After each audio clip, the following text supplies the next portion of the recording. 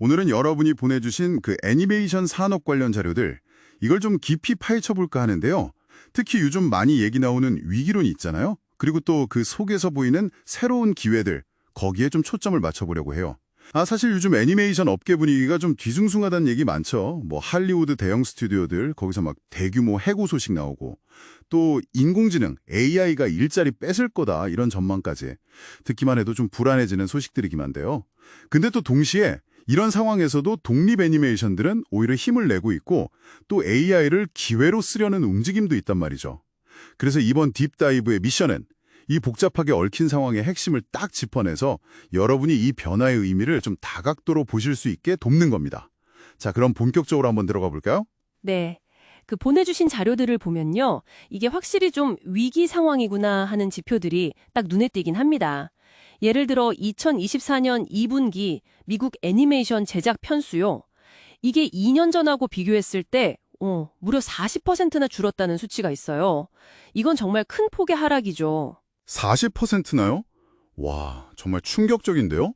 그럼 구체적으로 어떤 스튜디오들에서 이런 움직임이 있었는지 혹시 자료에 언급이 좀 있나요? 네, 자료에 따르면 뭐 넷플릭스나 디즈니사나 픽사, 워너브라더스, 드림웍스 이런 뭐 이름만 들으면 다 아는 그런 대형 스튜디오들 대부분이 인력을 줄였다고 나와요. 심지어 지난 1년 동안 업계 종사자 중에 거의 3분의 1이 해고를 경험했다. 이런 보고까지 있을 정도니까요. 이건 뭐 업계 전체가 흔들리고 있다. 이렇게 봐도 과언이 아닐 겁니다. 3분의 1이라니, 와, 진짜 엄청난 숫자네요. 근데 이렇게 갑자기 상황이 확 안 좋아진 배경, 이건 뭐라고 분석하고 있나요? 여러 요인이 좀 복합적으로 작용한 결과로 보이는데요. 우선 그 팬데믹 때 스트리밍 서비스들이 엄청 경쟁적으로 콘텐츠 확보했잖아요. 그때 시장이 좀 과열됐던 거. 그 거품이 좀 빠지면서 시장이 안정화되는 과정에서 구조조정이 이루어지는 측면이 있고요. 네. 그리고 또 2023년에 있었던 할리우드 작가랑 배우 파업, 그 여파도 무시 못하죠. 길었잖아요. 제작 일정 밀리고 비용 오르고 부담이 커진 거죠. 마지막으로는 이제 제작 비용을 좀 줄이려고 해외 아웃소싱 늘리는 거, 이것도 영향을 미치고 있습니다. 시장 안정화에다가 파업 여파, 또 아웃소싱 증가, 여러 문제가 진짜 겹쳤군요. 그런데 여기에 또 다른 큰 변수가 등장했죠. 바로 AI. 자료에서는 AI 영향력을 상당히 심각하게 예측하던데요.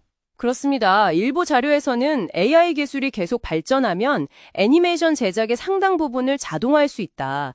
그래서 뭐 극단적으로는 관련 일자리의 90%까지 대체될 수 있다. 이런 예측까지 내놓고 있어요. 앞으로 한 3년 안에 약 20만 개 정도의 엔터테인먼트 산업 일자리가 AI 때문에 영향을 받을 수 있다. 이런 경고도 있고요. 그러니까 뭐 애니메이터나 아티스트 입장에서는 자기 미래에 대해서 불안감을 느낄 수밖에 없는 그런 상황이죠. 90% 대체 가능성이라, 와, 진짜 아찔한 숫자인데요.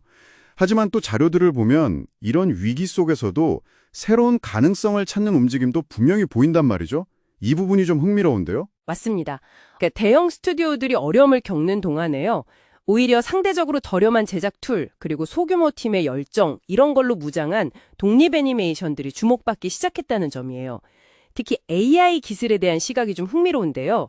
방금 위협적인 측면을 얘기했지만 어떤 국내 CG 커뮤니티의 온라인 강의 자료에서는 AI가 오히려 기회가 될 수 있다, 이렇게 지적합니다. 위협이 아니라 기회라요. 어떤 점에서 그렇죠?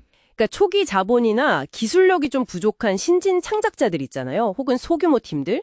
이런 분들에게 AI는 아이디어를 시각화하고 뭐 프로토타입 만들고 하는데 드는 시간과 비용, 이 장벽을 아주 획기적으로 낮춰주는 강력한 도구가 될 수 있다는 거죠. 즉, 큰 자본 없이도 창의적인 아이디어를 실현할 가능성을 열어준다는 겁니다. 중요한 건 AI라는 기술 그 자체가 아니라 이 변화를 어떤 관점으로 보고 활용하느냐 하는 점인 것 같아요. 위기를 기회로 만드는 그런 발상의 전환이 필요한 시점이라고 할 수 있겠습니다. AI를 위협이 아니라 창작의 문턱을 낮추는 도구로 본다. 그 관점이 되게 신선하네요.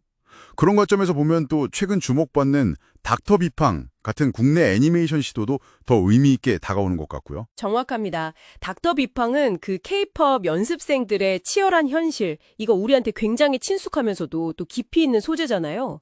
근데 놀라운 점은 이 작품이 뭐 거대 할리우드 자본 투입 없이도 굉장히 높은 수준의 작화 퀄리티, 그리고 완성도 높은 OST 이런 걸 보여주면서 국내외에서 반응이 좋다는 거예요.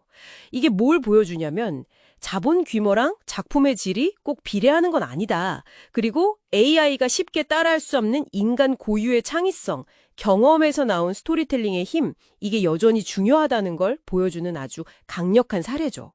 확실히 닥터 비팡 성공은 많은 독립 창작자들에게 큰 용기를 줄 것 같아요.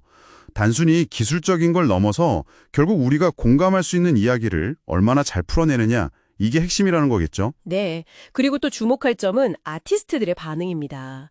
자료들을 보면 이분들이 그냥 좌절하고 있는 게 아니라 스스로 자립심을 키력으로 노력하고 있다는 점이 강조돼요. 뭐 새로운 기술을 익혀서 자기 포트포리오를 다각화한다거나 온라인 커뮤니티 통해서 정보 공유하고 서로 막 지지하고 연대하는 움직임도 활발하고요. 크라우드 펀딩 같은 걸로 자금 조달해서 대형 스튜디오 시스템에 의존 안 하고도 성공적인 프로젝트를 만들어내는 사례들도 점점 늘고 있고요. 이런 모습들은 애니메이션 아티스트들의 정말 뛰어난 회복력, 적응력, 이걸 보여주는 증거라고 할 수 있습니다. 듣고 보니 위기 속에서도 정말 다양한 방식으로 길을 찾아 나아가고 있군요. 결국 AI든 뭐든 기술은 도구일 뿐이고 그걸로 어떤 가치는 이야기를 만들지는 결국 사람의 몫이다, 이런 생각이 드네요. 자, 오늘 저희는 애니메이션 산업의 위기와 그 안에서 피어나는 새로운 기회들, 특히 독립 애니메이션의 약진과 AI의 양면성, 이걸 깊이 파고 들어봤는데요. 여기서 마지막으로 여러분께 질문 하나 던지면서 마무리할까 합니다. 앞으로 우리 K-애니메이션이 이런 변화의 흐름 속에서 어떤 독창적인 이야기, 또 우리만의 감성, 이걸 무기로 세계 무대에서 그 존재 가치를 더욱 빛낼 수 있을 거라고 기대하시나요? 이 질문에 대한 여러분 각자의 생각을 한번 정리해 보시면 좋겠습니다.